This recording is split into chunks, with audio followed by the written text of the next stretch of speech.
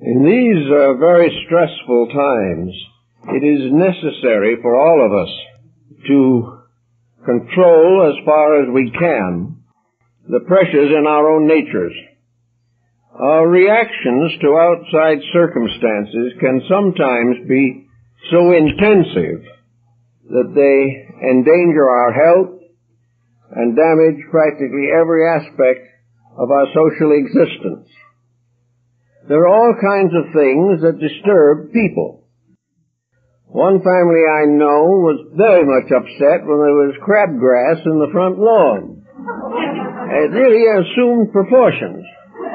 Another group of people are just about in collapse over the war in the Falkland Islands. Everyone is worrying about something. In many instances, this worry is probably legitimate. It can be justified, but it still is unhealthy. In some mysterious way, we must try to select for serious consideration only such items as can be meaningful in some way. If we cannot find any way of using attitudes or ideas for a constructive purpose, we should try to discipline them to the best of our abilities. Discipline in this case is not frustration or inhibition. Discipline is not to tell us that we can't have any feelings or can't have any attitudes. Discipline is to make sure that as far as possible, our feelings are justified, appropriate to the needs of the situation, and will in some way contribute to improvement. Those things which we can do nothing about, as St. Francis tells us, we have to endure as gracefully as possible. Those things we can change, we should give very definite thought to. But in thinking of change, we must be wise enough so that the change will be for the better and not for the worse. Now, in our daily affairs, there are three levels upon which we function. We function on a physical level, or in this case, let us say mental physical. We then function on an emotional level, and finally on a psychic or spiritual level. The physical level of our emotions deals largely with employment. We have to work, and our physical lives are disciplined by labor. It is very important that every human being should have a job of some kind, and that this work should be important to him for some practical or psychological reason. On the second level, it is very important that every person have adequate emotional outlets. The ideal outlet for the human emotion is the home, the family, and a close circle of related or friendly persons. The emotional outlet of the home is just as important, probably more important, than the mental physical outlet of the job. Above this is the third level, and that is man's relationship with his inner convictions, his beliefs, his religion, his church. This can be tremendously significant in the integrating of his own character. These three departments, the religious, the emotional, and the job, these three levels must be kept in balance. We study people in various kinds of disabilities and miseries, and in almost every instance, the law of the importance of these three levels has been either ignored or broken.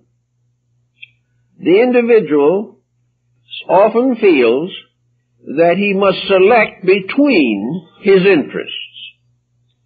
But when these three important dedications are considered, he must select all of them and arrange his affairs so that time and leisure will permit him to remain a well-balanced person. The balance is very often violated, and wherever it is, the whole personality suffers. The individual who either is lazy or indifferent or so wealthy that he doesn't have to work is violating the law of employment. He has to have a job. The individual without a job is in a very serious way. He has on his hands energies and specialized faculties which, if not used, will have a tendency to ferment within himself. If he is not employable because he does not need to work, then voluntary activities are indicated. He must take on causes or principles. He must find some way to adjust to the material way of living. Now, out of the job level comes a great deal of information that is not available to a person who does not work. On the job level, we find a great deal about social conditions. We learn a tremendous amount about the problem of management and employment. We understand manufacturing, we understand the layoff and the strike. All of these things must be faced on the level of employment. The person who is employed knows the problem and becomes increasingly subjectively aware of the conditions as they really are. He is not nearly so likely to develop a poor attitude on employment if he has passed through the job hunting and the job keeping procedure himself. So if he doesn't work and doesn't have the outlets, he is in a world in which work is not necessarily fashionable, but essential. And he is very likely to have a bad viewpoint about the whole field because he does not know it. He has not experienced it, and he can have a variety of opinions which are not based upon experience, but upon broadcasters and various commentators, books, and the complaints of his neighbors. He is not in a position to judge something he knows nothing about. On the second level, if the businessman, very much wound up in his economic reactions and researches, neglects family, he is committing another serious offense against himself. He is opening his personal life to a great many emotional stresses and psychic disorders. He also can be working a very serious hardship upon his own physical body. Therefore, it is necessary, definitely, for him to keep a balance between his business and his home. Usually one suffers. And this suffering can be traced to a series of circumstances in his own background, and the effect of this maladjustment is traceable in his physical condition, his potential addiction to ailments, emotional stress, and bodily fatigue and tension. So he has to keep this in order, and he has to balance. Otherwise, he is unable to actually understand, realize, or defend his attitudes on home life. He may be over-emotional, he may be under-emotional. But the individual, as relationship to home is concerned, is in a bad way when he decides to depart from the home, to escape its responsibilities, and go off somewhere and be a loner. The only thing he really gains is a massive group of ignorances. He gives up a useful and necessary part of his own personality, and in an effort to escape unpleasantness of some kind, he destroys the emotional balance within himself. Now, he may say that this emotional balance is compensated for by religion, which is the third level with which we are concerned. But a religion which compensates by taking a person away from his natural emotional responsibilities is not doing him any good. Religion is an idealistic background which will give the person courage to face the responsibilities he should meet every day. When he uses a religion as an excuse to evade responsibility, he is damaging himself. Now, these three levels, all operating one with the other, and sometimes one against the others, this combination has a very heavy bearing upon the subject of the morning, and that is prejudice. What is a prejudice?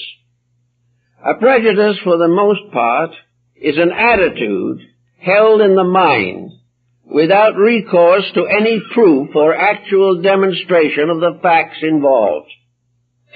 The most common prejudices are those against nations, races, and religions, but they may also extend to all levels of personalities, individuals we know or do not know.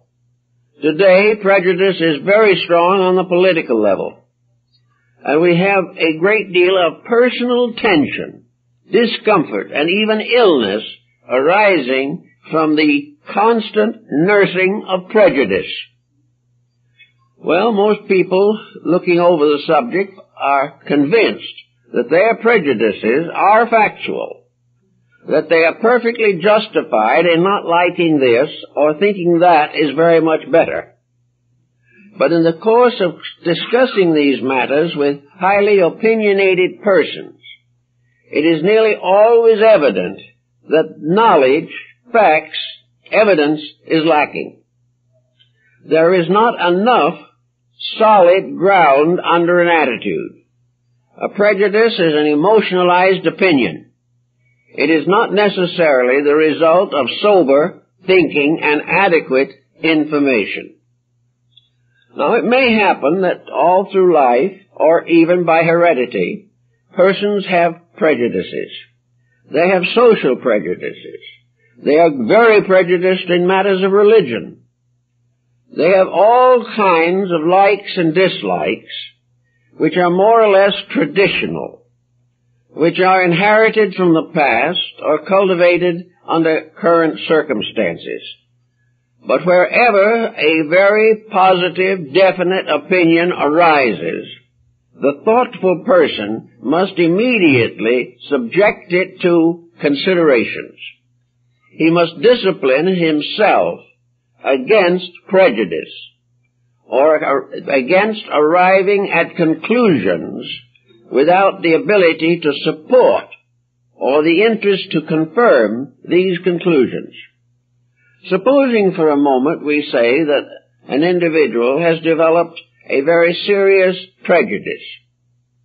What is the disciplined thing for him to do? The disciplined thing for him to do is to find out, if he possibly can, the cause of this prejudice. Why does he feel this way about this person or that place or some other thing? Why does he instinctively jump at a conclusion? Well, prejudice, for the most part, is traceable to a personal experience that has not been wisely considered.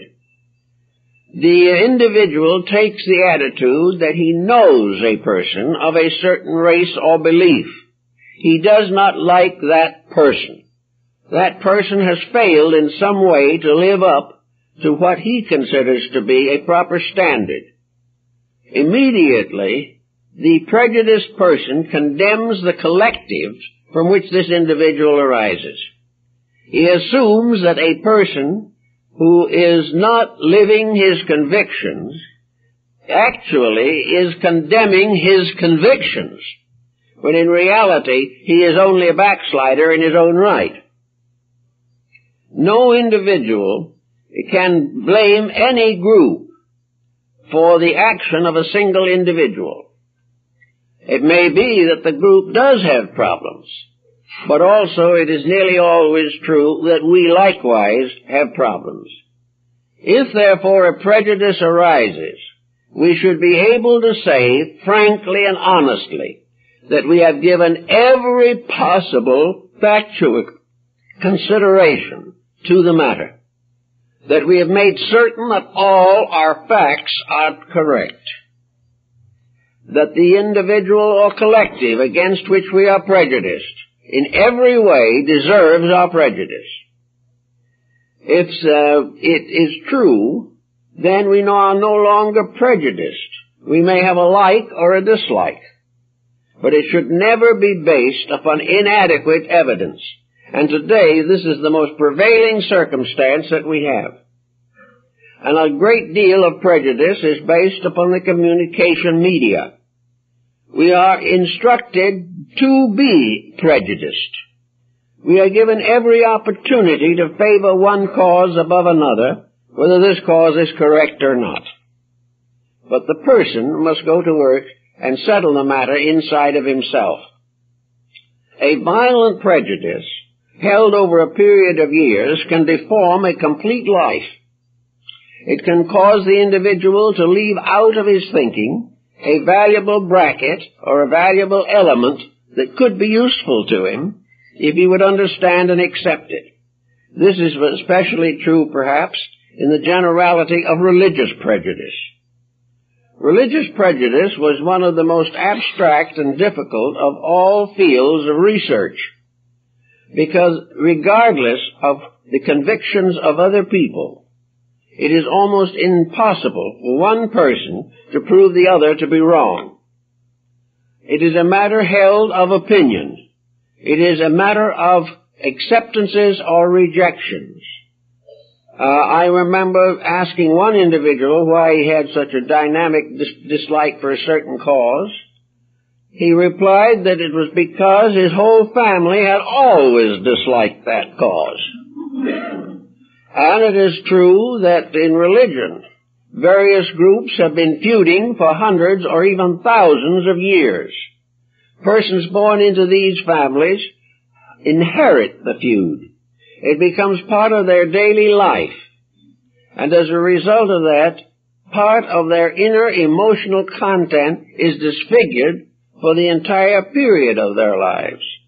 I know several cases of affirmed atheism arising in families where the parents had been heavily religiously prejudiced. Now, if there is an interest in a subject, something should be done about it.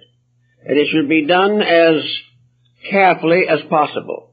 There's a story in England about an Episcopal clergyman who was on a campaign against astrology. It was his pet peeve. He did not know one sign of the zodiac from another, but he was completely certain that this whole concept was against God, Scripture, and the common good.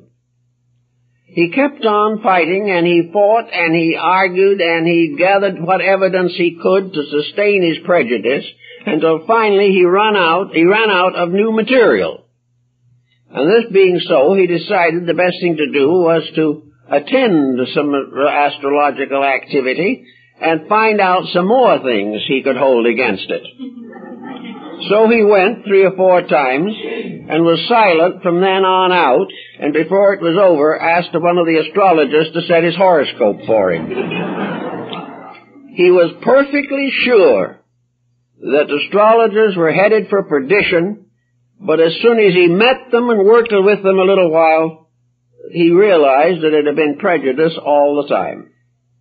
Now, prejudices in religion are very dangerous today because of the present concern in international peace and the desire to reconcile the differences of countries.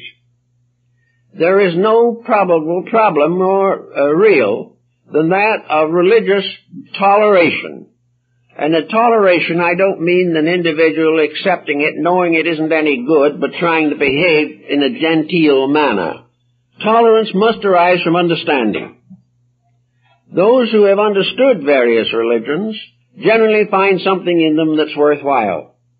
But those who listen only to the prejudices of preachers or to their relatives who are opposed go through life cutting out of their existence one of the most valuable and beautiful of the specialties of living, the religious level. Today we have 2.5 billion people. 2.5 billion people who are all more or less firmly addicted to religion. Yet these people cannot get together, cannot unite their efforts because of intersectarian differences. And at a time when a union in religion might turn the course of history, these people do not work together. The reason they do not work together is prejudice. The idea that one religion is true and all the others is false cannot be maintained. And those who have examined the subject carefully and have gone into it fully and clearly have found the same thing true that is reported of Dr. Max Muller, the great Orientalist, who translated or edited the 50-volume collection of the sacred books of the world. Said that in examining the subject, he came to the conclusion there never was a false religion unless a child is a false man. Religions belong in various levels, but all religious prejudice is not only a mistake, but is very hard on the digestive system. It makes the individual irritable. It creates feuds. It limits acquaintances. It cuts down friendships. It does many, many things to restrict and narrow the life of the person.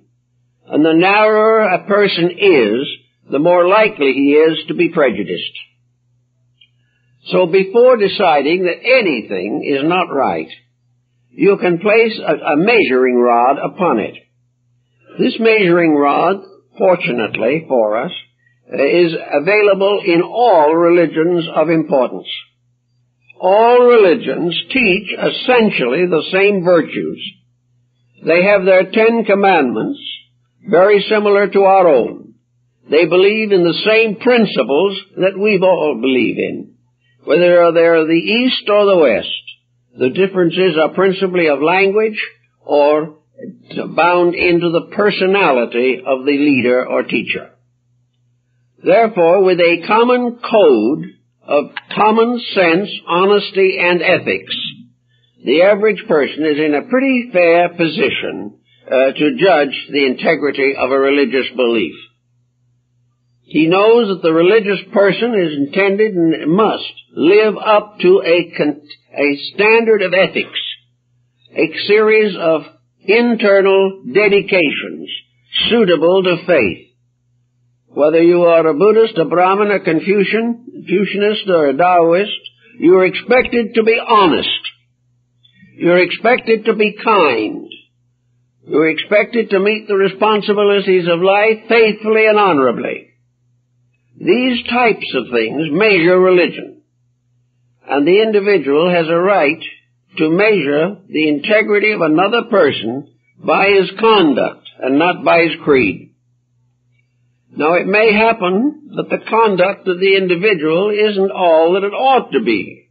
This has happened on numerous occasions.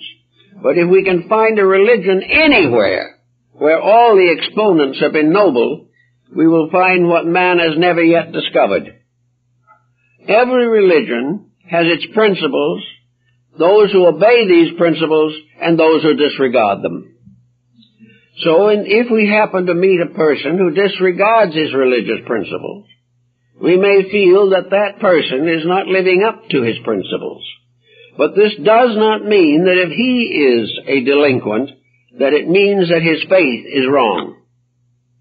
He is probably disobeying his own beliefs.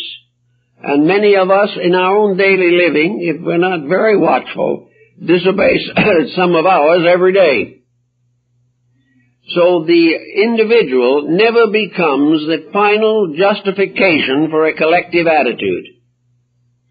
So with a little care and a little thought, we try to be understanding and patient. My old Methodist friend, Dr. Bronson, said on one occasion, it was his conviction that every person was doing the best he can for what he is. And it's that part about what he is that is sticky. Because each individual is a little different. He has more potential, more control, more integrity, more experience. Each individual is reacting according to the level not of his affirmations, but of his conduct. So everywhere in the problem of prejudice, conduct is the thing that has to be very carefully considered. And conduct can condemn a person, but it cannot condemn a collective. An individual who is dishonest may be a bad example of his race or nation, but this does not mean that his race or nation is delinquent. Everything has to be thought through, measured through, and considered. Now, it happens very often that people are sort of caught off guard. We have a busy day, we're a little tired, and something comes up and irritates us.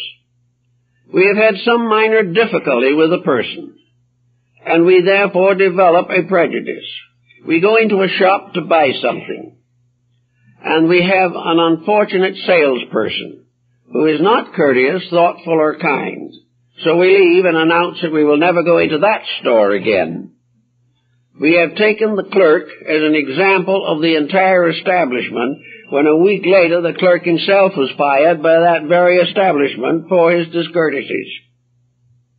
We like to always generalize on a particular, and this is one of the great causes of prejudice. Now, particulars are things that come under our own observation, things that we feel upon our own skin. Particulars are things that actually happen.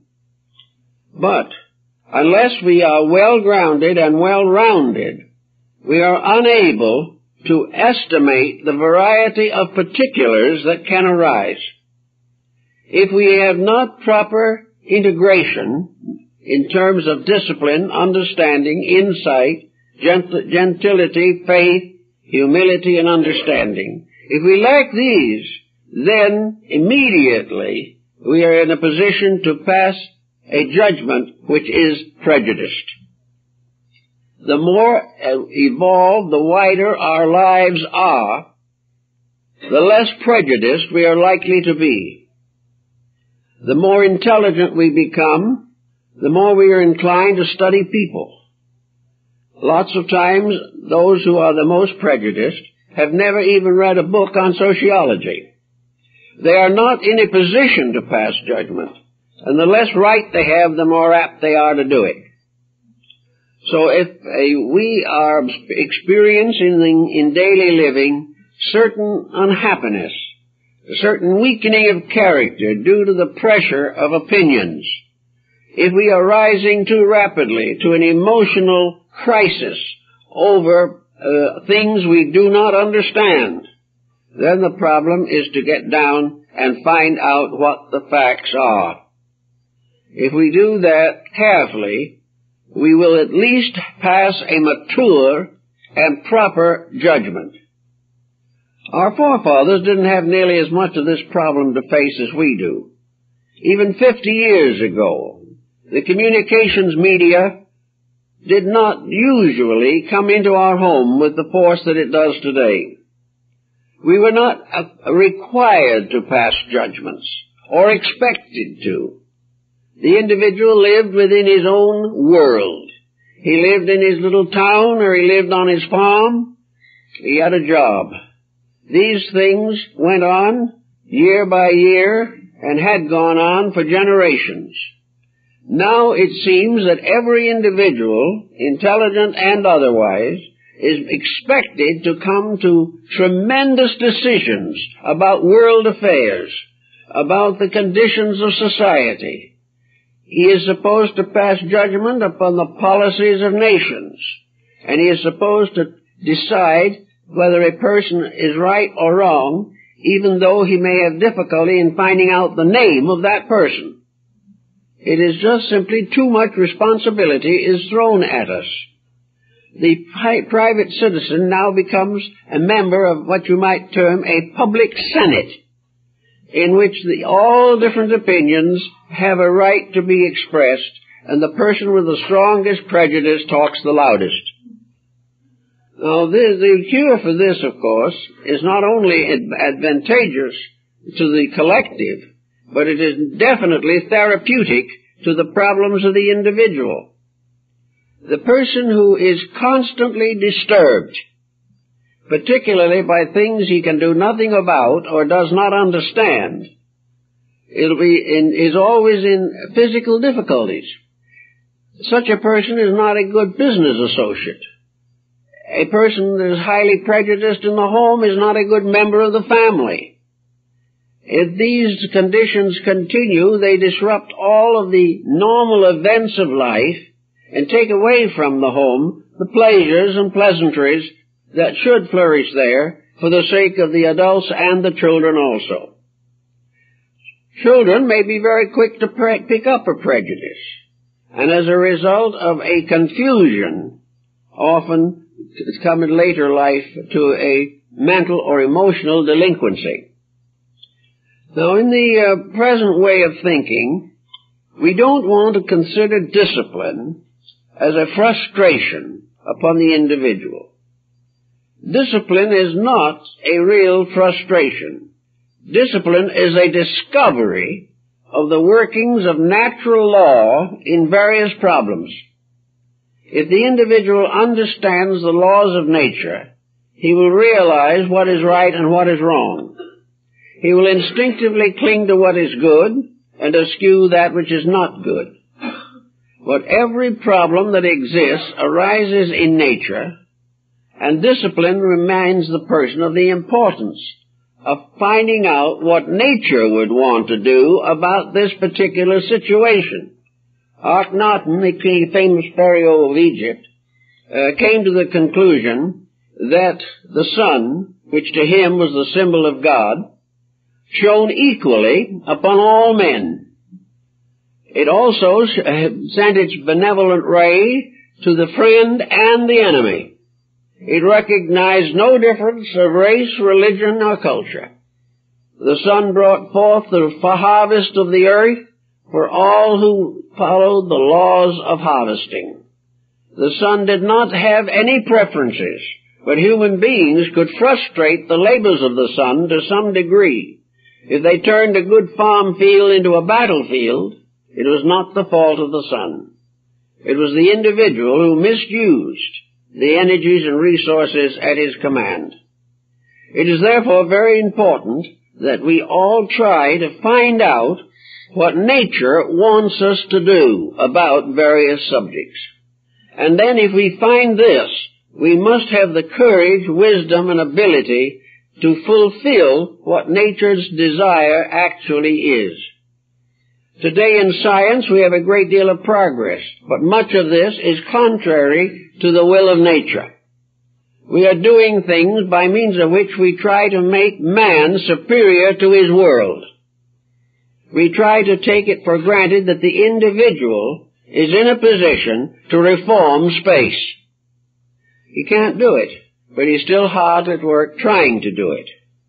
Now, this effort to do it without consideration for the facts of life will indicate a limitation in the perspective of a scientist. This limitation is a place where prejudice can arise and which should be properly understood and disciplined. And wherever there is a short-sightedness, the subject should be investigated to discover its relationship to the universal plan of things. Man cannot contradict nature and remain happy and healthy. He must go with nature. And nature tells us all from the beginning that regardless of motivation, regardless of circumstances, we cannot hate anything and be healthy. Hate itself is a corrosive that will destroy anything. In the New Testament we are warned of this when Jesus said, "Love thine enemies." Today we consider that to be very unsound philosophically, psychologically, economically, and politically. Therefore we ignore it, and we are sick ourselves on all those levels because we cannot break the rule. The individual who allows any form of negative animosities to grow within himself is subjecting himself to a psychological cancer, which will ultimately take over his complete mind and life and cause him to become a very disagreeable and ultimately a very lonely person. So realizing that we cannot harbor grudges because we are the one that suffers from this, not the person against whom we hold the grudge. I know cases where people have hated someone for a lifetime and the person they hated never found out about it even. This hatred, which was supposed to hurt the victim, only hurt the person who held it. It always comes back. Negative attitudes always return to those who send them. Negative thoughts always come back like birds to roost under our own eaves. There is no escaping this. So the only way to be healthy is to be fair, good-natured, kindly, and thoughtful. Now there are two kinds of happiness. Absolute happiness, which is practically unobtainable in this world. And comfort, which is a reasonable condition of adjustment. The average person living in this world does not demand or require absolute happiness. And recent statistics indicate that about 75% of Americans are basically content. They are content because they have a job that helps them to take care of their families. They are content because they have a family they can be proud of, work for, or be unselfish in the cause of. They are content because they have an inner faith, either from their church or from their general internal acceptance of religious values, by which they can face the changes of the future. These comparatively well-adjusted persons do not doubt the problems of life, and very often sacrifice much to be of service to others. But basically, over a long spell of time, they are content, they are glad they're here in this world, they do not expect the impossible, they have no unreasonable ambitions, but they like to be busy, contented, dedicated persons. These individuals are the kind that, according to the Scriptures, will probably have to inherit the earth if there are any of them left. So the beginning of our problem of prejudice is to realize that it's not necessary. The prejudices are deformities, not realities. They are things that we have to work with. And to work with, we have to outgrow.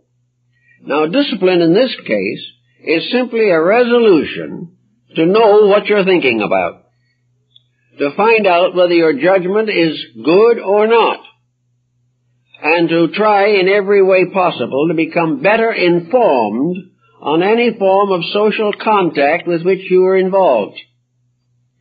It is very important that the man who goes into the election booth have something on his mind except the political party to which the candidate belongs. He should try to understand the values and problems. One man I know had the answer to the whole thing. He wanted to appear very intelligent in appearance, so he alternated his X's. He X'd every other candidate, feeling in doing this he had really shown individuality. Another one walked out without Xing anything. He was also expressing his individuality. But most people do not rationally work with the problems. They do not sincerely try to defend a way of life which they say they value. And lacking the ability to find out something, or getting their information from a prejudiced source itself, they get the family and perhaps the whole nation into trouble. So we have to try to find out how to neutralize any pressures that arise in us. One of the best things perhaps to do would be to keep a little record of maybe a few weeks of daily prejudice. Whenever something comes up in which you have a very strong attitude? Do you have a strong background of facts to support that attitude? If you do not like something, do you know exactly why you do not like it? Do you also know whether you do not like it because it bothers you and you need it, or whether you are against it because of the weaknesses or faults within itself? Why do you dislike something? Do you dislike the idea of a person who wants you to do more than you wish to do? Do you resent an individual who tries to correct a fault which is obvious in you? Do you try your best to defend a false notion even after it is disproved by circumstances? Or are you one of those individuals who, having made a statement, and having the statement later proved to be untrue, makes every effort to forget it, ignore it, and refuse to give it any further consideration? All these things are important, because they have to do with your ability to get along with yourself, and most of all, to get along in a universe in which obedience is the secret of success. Now, persons who have no beliefs may or may not be expected to show deep philosophical responsibility. They do as they please, and they get worlds into trouble as a result. But as persons interested in self-improvement, interested in ideal doctrines and beliefs, interested in the service of humanity, it is very necessary that we become disciplined in the sense of being able to be well informed on problems that are of immediate importance or value to ourselves or those around us. We should know our facts, and we should pause always to consider these facts, and be careful also in connection with family disputes to make sure that you hear both sides of the problem. I pointed that out to one individual who was having family dispute. I said, there are two sides. He said, of course there are two sides, mine and the wrong. So two sides doesn't mean that you're getting both sides of the story. You are perhaps using the idea of both sides in an effort to disqualify one or both. To compare, weigh, and measure means a completely open mind. Now, an open mind does not mean a silly mind. An open mind is not one that accepts any notion that comes along and regrets it later. An open mind is a mind that is always ready to consider facts and give them precedence over opinions. Epictetus decided that opinion was the falling sickness of the reason. And that is exactly what it is, and we're all loaded with it. So we have to try to overcome the tendency of opinion which stands between us and the way of nature and the will of God, which is that we should do that which is true, and we support that which is true, and do not divide things into what are pleasant and what are unpleasant regardless of their integrities. So we say that it's a very good idea, and I think maybe most people will find it possible, to take one or two problems that you have, and which perhaps for a long time you have considered to be perfectly correct, and ask yourself, in this particular instance, under question, is my opinion kind? Is it constructive? Is it an opinion that will lead to constructive consequences? Is it generous? Is it gentle? And is it the kind of an opinion that you would expect to find supported by the words of Christ? In this opinion problem, are you actually informed on this particular prejudice or this particular attitude? Are you really entitled to it? And if you are not certain, then the thing to do is to become involved in the other side of the problem. If it is a case in which you have heard a report about a person who has said unkind things about you, probably the best thing to do is go right to that person and find out why.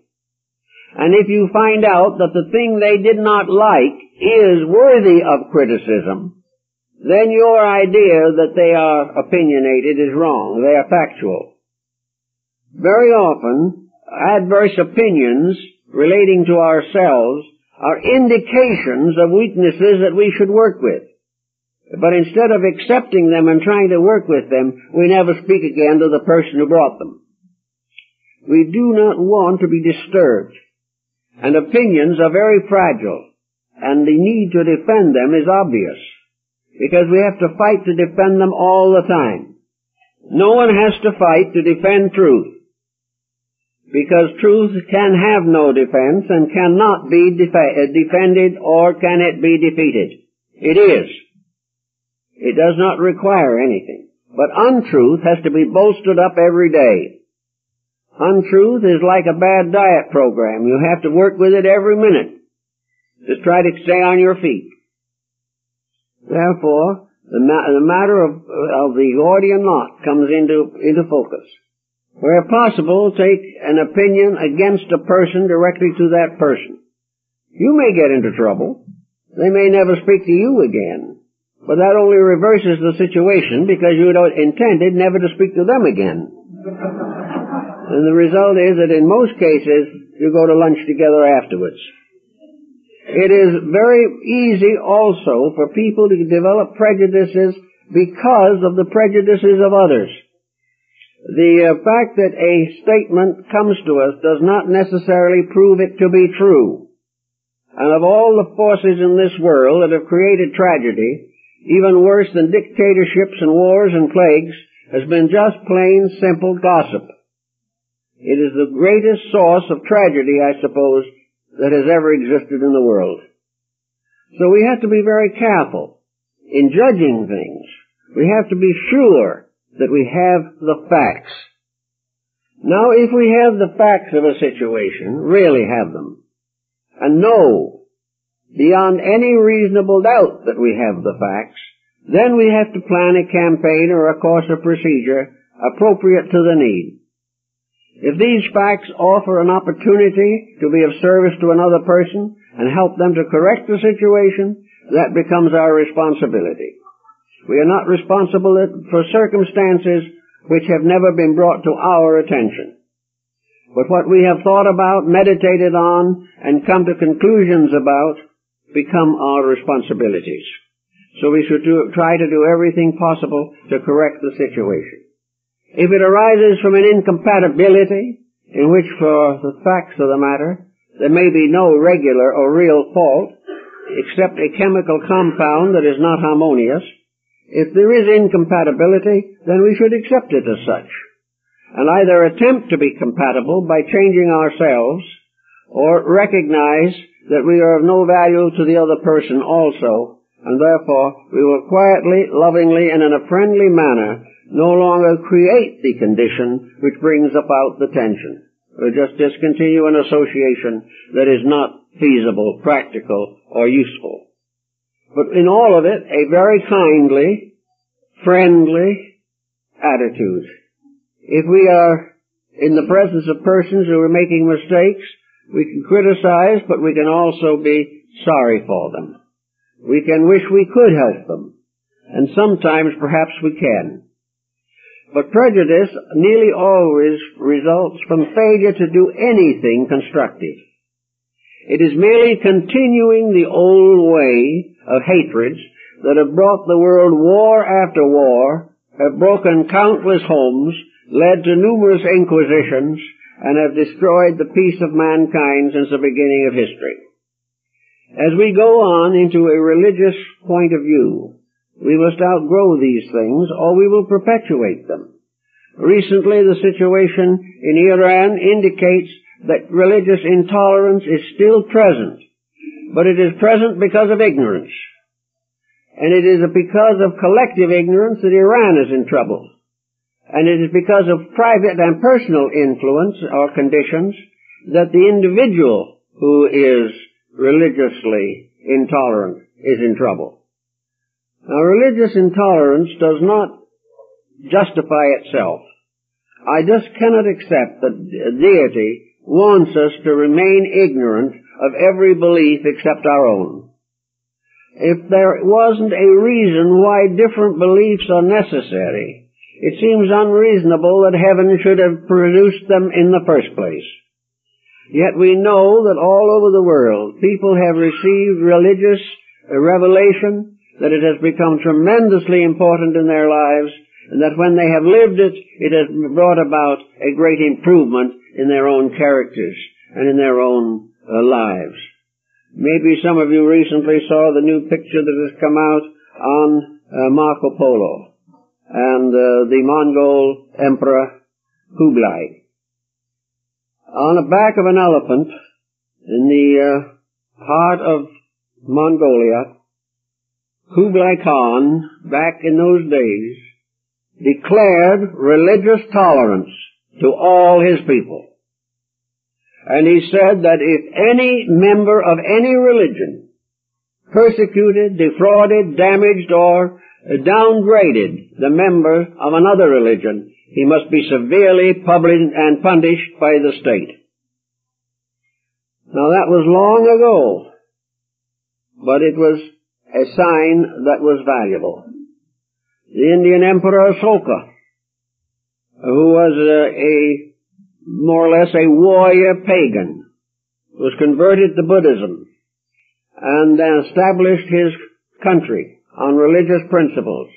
His throne at Patapachikri in India is on the top of a column, and on the four sides of the column are bridges going out to four subsidiary thrones. On one was seated a Brahmin priest.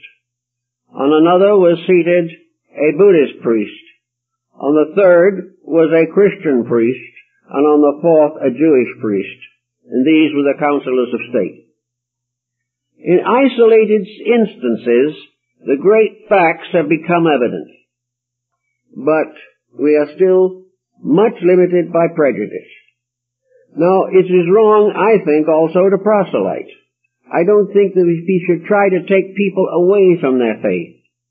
But if we can help them to enlarge their understanding of their faith, so that it is of greater help and strength to them, and leads them closer to a life of useful contentment, then we can perform a natural and proper service.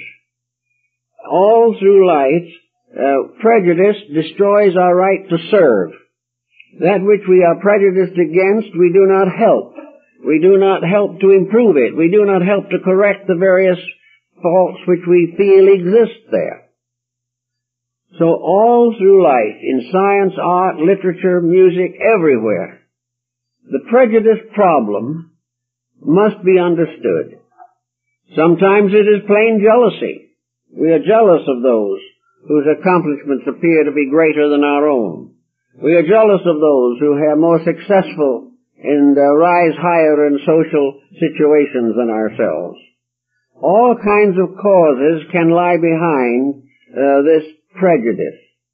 And the only way that we can solve it is to examine into ourselves. Find out what makes us tick. Find out, if we possibly can, why we think the way we do and feel the way we do. And then measure up very quietly the attitude we hold with the spiritual convictions we claim to believe. The greatest difficulty we have at the present time is that religion, though it controls in many ways probably 75% of humanity, has never recognized the inevitable need of practicing the virtues of faith, to forgive and forget. Remember the lawsuit problem, in which individuals go to litigation without a moment's pause. They should remember the words of St. Paul, who had the answer for that. Forgive thine enemy quickly while thou art on the way with him, because if you don't, he'll drag you into court. Now these things, we can use the Bible very successfully to find out how we can react to the circumstances of our own existence. Most of those of us who have gone into religion rather deeply and have made the faith of man part of our study and purpose for life have a fair knowledge of the beliefs of others. And we realize that these beliefs must be measured on the terms of the integrity which they have. And the follower is measured by whether or not he maintains the highest level of the faith he does accept. We are not in trouble nearly as much because we believe the wrong things, but because whatever we believe, we do not do the right things. So we encourage every person to analyze himself using his spiritual convictions, the beliefs that are closest to his heart and mind, as the basis of self-analysis, and find out what the good book would say about the attitude he is taking on almost any particular condition. Now, this means, for instance, that there are lots of small things that will help to guide our direction. I know that people who get very excited, I've known several, complain afterwards of headaches, or stomach aches, or go down into the dumps, or have all kinds of remorse mechanisms. Now, these arise partly from chemistry, because the individual who breaks rules, whether he knows it or not, is punished. He is punished by the body, which is one thing he cannot convert to anything. No matter how hard he tries, the stomach remains the master of itself, and to a large degree the general secretary of his life. There is no power in the world by which the individual can cause the processes of elimination to be changed by an attitude, except for the worse. So, knowing the facts of these things, we have rules and guides. If at the end of a temper fit we are miserable and share our miseries generously with those around us, then this is something we shouldn't have. Because misery is not an asset, it is not a virtue, and even in the most desperate circumstances it is not commendable. Now, supposing, however, you do come upon someone or something that is really bad, that every evidence, every thought, every research you can do indicates that this person is undesirable, that they are a troublemaker in themselves, or they have refused to recognize any standard of integrity.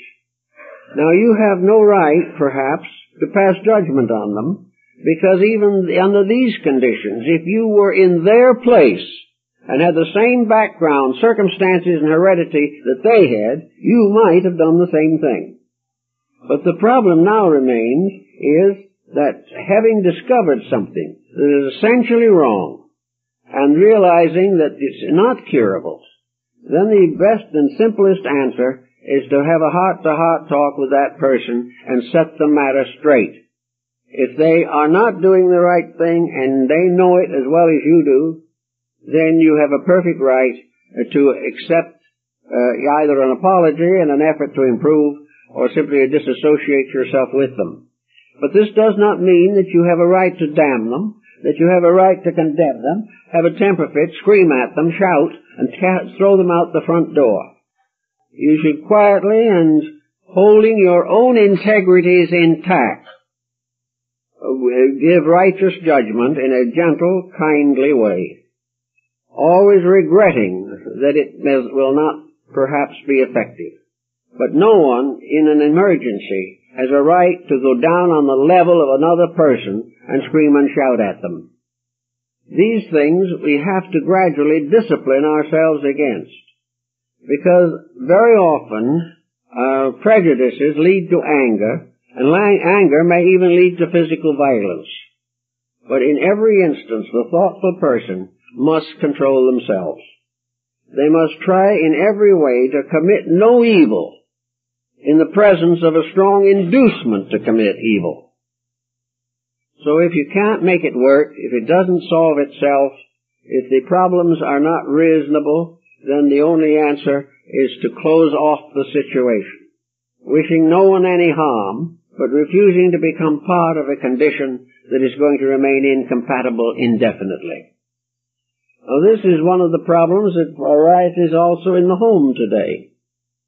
And home life is getting to be a matter of a considerable amount of prejudice.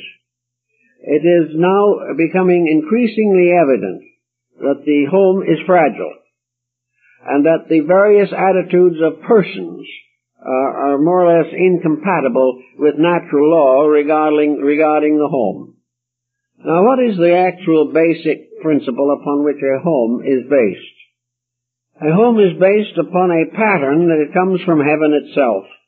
It is something which is justified and authorized by the divine plan of things. Every form of life must have some form of home or security or some basis of operation, and it is also indispensable to the perpetuation of every species that exists. Home also is a psychological experience of the greatest value, because home is the most positive opportunity for the maturing of the emotional life. If our minds are cleared and deepened and integrated by a course on computers, the emotional life is really receiving the postgraduate course of education in the home. The home is the challenge. It is also the laboratory for the release, integration, and ennoblement of the emotional quotient in human nature. The home, therefore, is a challenge, and it has much more to do with growth than we are likely to assume. To many people today, the home is just simply a place to sleep, or a place in which to change your clothes, or a nice quiet spot to watch television. The home is not what it used to be. Perhaps it never was, but we like to think it was. But one thing is certain, that the maturing, developing, and ennobling of the home is one of the laws of heaven.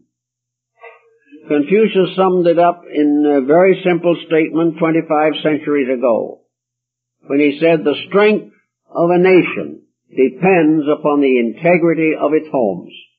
All public institutions, all world events, all human achievement and failure must trace back directly to the home. The home is the earth from which the seeds of achievement grow. The home is the solid ground upon which empire can be built. When the home fails, the world fails." So with this thought in mind, it becomes a great place for philosophical insights, for discipline. And discipline often requires something that we do not like to admit, and most people are very reluctant to allow for it, and that is the dignity of opinions that differ from our own. Must we always feel that it is necessary to convert somebody to something? Why can we not have families in which differences of opinion on secular matters, or even on theological matters, do not interfere with the integrity of the home or the affection of the members? The reason why we have trouble in this is because of the missionary instinct. A religious conversion in a home is a mistake. The thing that is important in the home is to quietly decide whether or not whatever we believe, we are obeying it. And that religion means the use of our insights, our spiritual insights, to discover the identity of the deity in all of us. The home is a perfect place in which the individual can come to realize the indwelling God, to be found in the family, in the relatives and friends, and in the associates in the environment. In the home, the God of all peoples comes to dwell in each one of the members of that family. And when one turns against the other, he turns against the God in the other. So if people are living well, doing well, thinking well, there is no reason why interreligious marriage, and in many instances interracial marriages, cannot succeed. They represent very often, however, a problem in which prejudice confronts realities and overwhelms them. So whatever it is, the home is very important. And in the home, every value that is essentially religious comes into focus. A home is a place in which parents learn their responsibilities for their own children. They learn the responsibility of giving life and protecting life. They have experiences that cannot be found anywhere else or in any other part of nature. But these experiences are very close to God, very close to truth, and are most ennobling experiences in human life, where affections can be brought into a disciplined relationship, where affections work out in beauty, in integrity, and in highest convictions and beliefs. You have as near a perfect situation as you will find anywhere in the human state. Therefore we may say that every good home is a chapel, and every poor home is a ruined church. And this we have to try to do what we can about in order to help protect the future and make a better world for all of us to live in. But here again, prejudice must be overcome. Here the desperate determination to change somebody's point of view must be overcome. The only thing we have a right to hope to change is that hope to bring the individual closer to his own convictions, the best of them. And argument is useless. The only good teacher in home relationships is example. And the example of gentleness may be overlooked. It may be rejected. But it is the duty of the individual who has constructive convictions to live those convictions kindly and gently, hoping continuously that they will assist the other members of the family to a better relationship with life. So prejudice, in another sense of the word, is an emotion against God. It is an emotion against the deity in ourselves. It is an emotion against any religion, philosophy, or science that is worth anything or worth bothering with. Prejudice is something that is usually a defense mechanism. It is an effort of the individual to overlook, deny, or escape from his own mistakes. And it is very essential that he accept the fact that he has these prejudices and go to work and clear them out. At the present time, we are much worried socially about conditions in the world. And practically all the unhappiness that is in present society is derived basically from some form of prejudice. It is prejudice against truth. It is the unwillingness to see the truth in the beliefs of other countries, even though we expect them to accept our truths. It is a tendency for each nation to try to impose its own rules, doctrines, and beliefs upon other powers, when the proper course of procedure is to inspire each nation and country to release the best part of itself.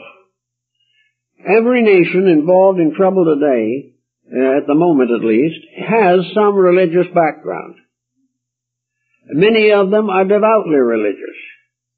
And yet their various religions are not producing the effect that is necessary. People are not able to live up to the convictions they hold, and this is largely excused by turning animosity upon another person. If we do not want to change, we make the other person wrong and insist that our own point of view is correct. If we do not want peace in the world, we will always blame another nation for causing war. If we have trouble in the business, our tendency is to assume that somebody else is delinquent, dishonest, or inefficient.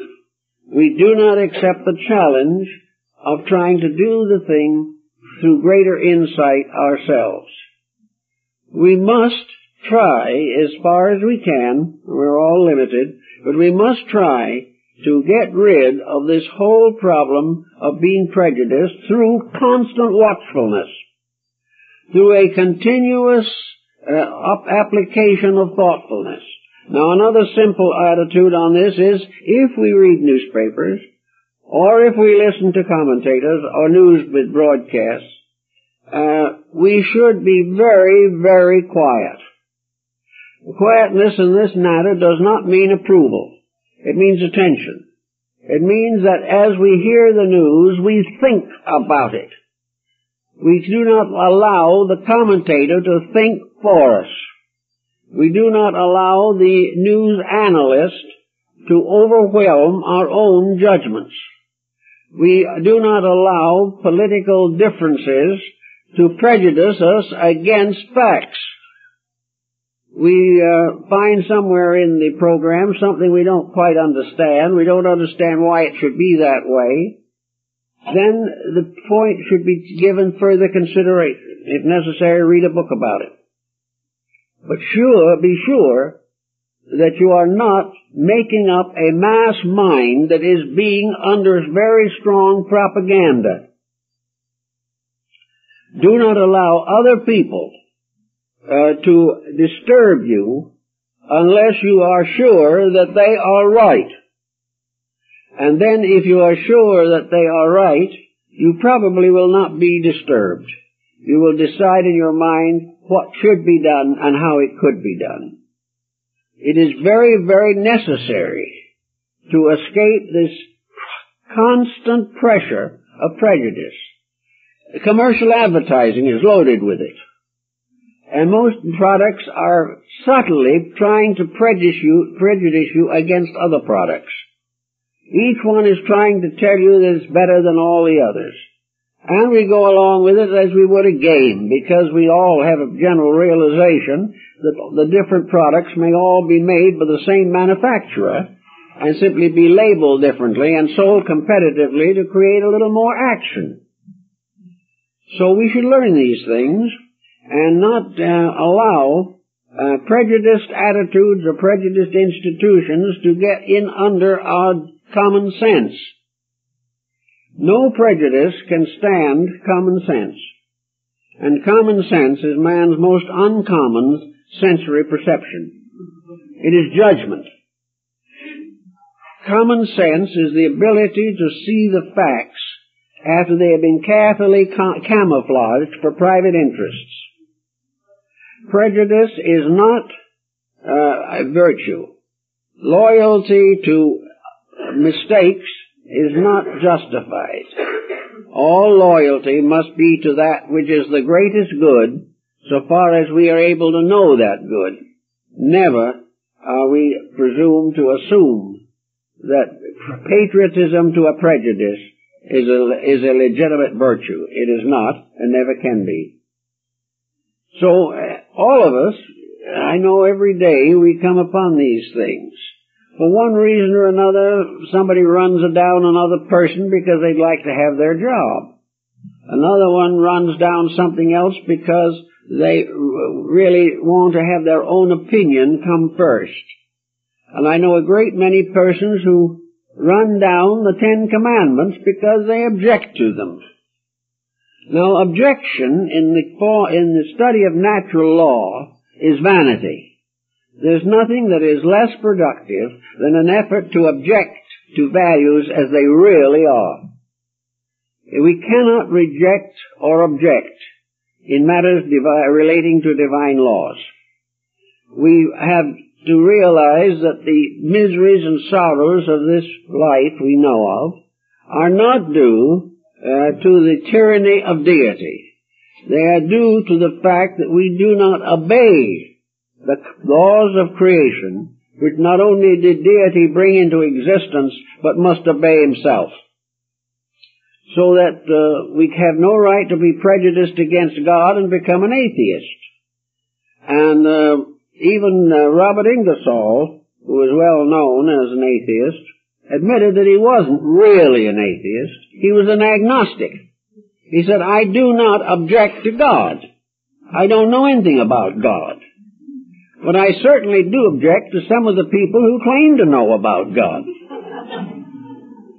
He said, I object to faiths and doctrines which will build beautiful cathedrals up into the air and dungeons underneath to imprison and torture human beings. I don't object to deity. I don't know what it is, but I do object to the way that religion has divided, broken up, and fought among itself for centuries. And I think we all have that same problem to face to a degree. We have prejudices against religions, but they are prejudices against persons who have perverted and misused these religions. There is no need for us to give up anything that is good. There is no need for us to use religion as a means of evasion. We are not here to use our religion as an escape from our daily jobs. We are here to use our religion as an inspiration to ensoul honest labor and virtuous life, and make it help to advance our eternal dignities.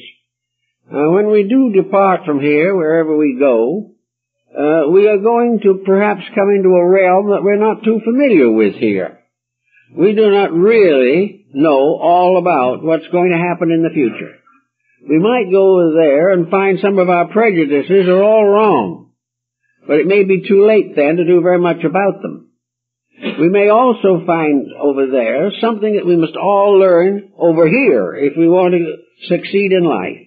And that is that there is a wonderful universe, that this universe was created by a divine spiritual power, and that this power has created all things with love and wisdom, and has given to each of its creatures a measure of that love and wisdom. And of the creatures that we know, man has been most richly endowed with that love and wisdom. And through the love and wisdom of that which created us, we shall find the way of our own redemption. We shall be redeemed and brought back to the truth of matters by the wisdom and love of the divine within ourselves. The manifestation of that wisdom and love, as in the case of deity, is certainly patience. For the universe has gone on for an inconceivable period of time under the continual love and wisdom of deity. All things are fulfilled in their due times. Patience is a great virtue, and by patience we shall all achieve if we constantly watch our ways, if we continually use time as a way of growing, if we use experiences as a way of discovering God, if we use our acquaintances with other people as ways of enlarging our understanding of life, and if we simply say prejudices have no place in this, that we cannot afford to be prejudiced against God or against each other. We are here to overcome all false opinions by the illumination of our inner lives. That on the outside may cause prejudice, on the inside reconciles all things in affection, friendship, and wisdom. And we can start here then to use our cooperative faculties rather than our competitive faculties in estimating the values and virtues of mankind. Well, I guess that's all for this morning.